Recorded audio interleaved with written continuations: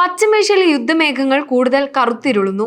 തങ്ങളുടെ പക്കലുള്ള യുറേനിയം ശേഖരം വർദ്ധിപ്പിച്ചും സമ്പുഷ്ടീകരണ തോത് ഉയർത്തുമെന്ന് മുന്നറിയിപ്പ് നൽകിയും അമേരിക്കയും സഖ്യകക്ഷികൾക്കും മേൽ ശക്തമായ സമ്മർദ്ദം ചെലുത്തുകയാണ് ഇറാൻ. ഇനിയൊരു വിദേശ ആക്രമണം ഉണ്ടായാൽ തങ്ങളുടെ ആണവ നയം പുനഃപരിശോധിക്കണമെന്നും യുറേനിയം സമ്പുഷ്ടീകരണം 90% എന്ന ആയുധ നിലവാരത്തിലേക്ക് ഉയർത്തുമെന്നുമാണ് ഇറാന്റെ ഏറ്റവും പുതിയ ഭീഷണി.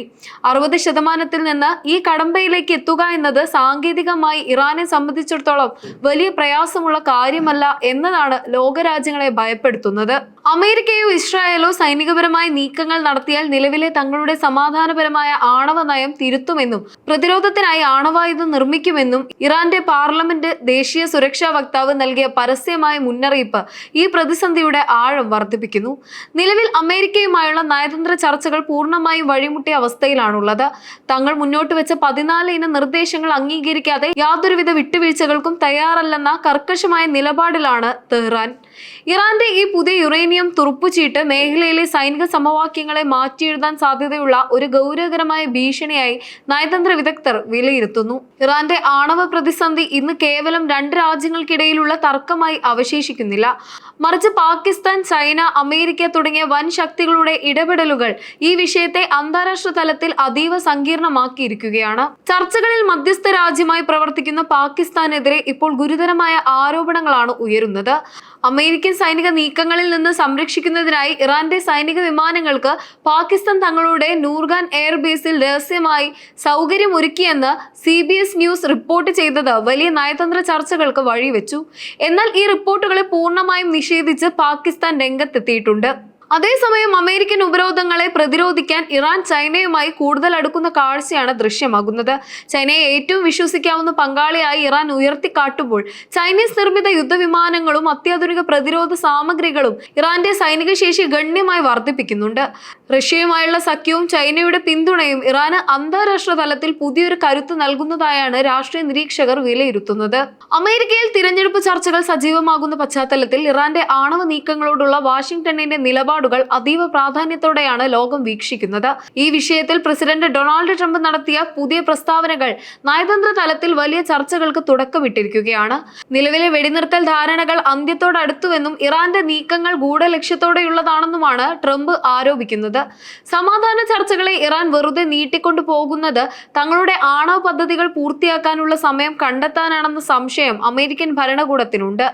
ഇറാന്റെ പക്കൽ വർദ്ധിച്ചു വരുന്ന യുറേനിയം ശേഖരം മേഖലയിലെ സുരക്ഷയ്ക്ക് കടുത്ത ഭീഷണിയാണെന്ന് പ്രതിരോധ വിദഗ്ധർ മുന്നറിയിപ്പ് നൽകുന്നു.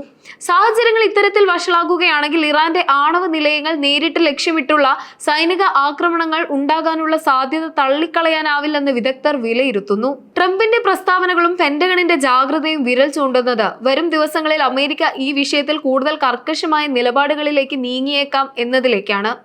ഇസ്രായേലിനെ സംബന്ധിച്ചിടത്തോളം ഇറാന്റെ ഈ ആണവായുധ മോഹങ്ങൾ വെറും ഒരു നയതന്ത്ര തർക്കമല്ല, മറിച്ച് രാജ്യത്തിന്റെ നിലനിൽപ്പിന് തന്നെയുള്ള ഗുരുതരമായ ഭീഷണിയാണ്.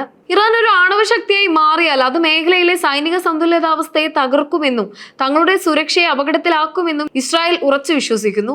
ഇതിന്റെ ഭാഗമായി ഇറാന്റെ ആണവ നിലയങ്ങൾ ലക്ഷ്യമിട്ട് ഏത് നിമിഷവും ഒരു വ്യോമാക്രമണം നടത്താൻ ഇസ്രായേൽ തയ്യാറെടുക്കുന്നതായി അന്താരാഷ്ട്ര മാധ്യമങ്ങൾ റിപ്പോർട്ട് ചെയ്യുന്നുണ്ട്. ഇത്തരം സൈനിക നീക്കങ്ങളെ പ്രതിരോധിക്കാൻ യുറേനിയം സമ്പുഷ്ടീകരണം 90% എന്ന ആയുധ നിലവാരത്തിലേക്ക് ഉയർത്തുമെന്ന പ്രത്യാക്രമണ ഭീഷണിയാണ് ഇറാൻ ഇപ്പോൾ ഉയർത്തുന്നത്.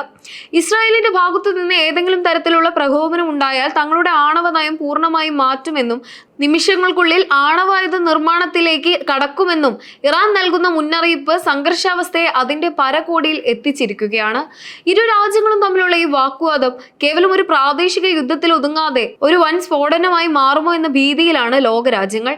പശ്ചിമേഷ്യയിൽ ആളിപ്പടരുന്ന ഈ സംഘർഷാവസ്ഥ ലോകത്തെ മറ്റൊരു മഹായുദ്ധത്തിന്റെ മുനമ്പിലേക്കാണോ നയിക്കുന്നത് എന്ന ഗൗരവകരമായ ചോദ്യമാണ് നിലവിലെ ഓരോ സംഭവ വികാസങ്ങളും ഉയർത്തുന്നത്. ഇറാന്റെ ഭാഗത്തു നിന്നുണ്ടാകുന്ന ആണവ ഭീഷണി വെറും നയതന്ത്രപരമായ സമ്മർദ്ദ തന്ത്രമാണോ അതോ ആയുധ നിർമ്മാണത്തിനായുള്ള യഥാർത്ഥ തയ്യാറെടുപ്പാണോ എന്നത് വരും ദിവസങ്ങളിലെ നീക്കങ്ങളിൽ നിന്ന് മാത്രമേ വ്യക്തമാകൂ. അന്താരാഷ്ട്ര ആണവോർജ ഏജൻസി അതീവ ജാഗ്രതയോടെയാണ് മേഖലയിലെ ഓരോ ചലനങ്ങളെയും നിരീക്ഷിച്ചു കൊണ്ടിരിക്കുന്നത്.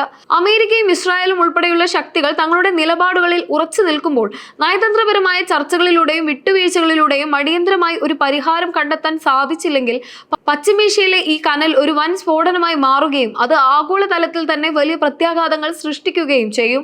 ലോക സമാധാനം നിലനിർത്താൻ ക്രിയാത്മകമായ ഇടപെടലുകൾ അനിവാര്യമായ ഒരു ഘട്ടത്തിലൂടെയാണ് നാം ഇപ്പോൾ കടന്നു പോകുന്നത്.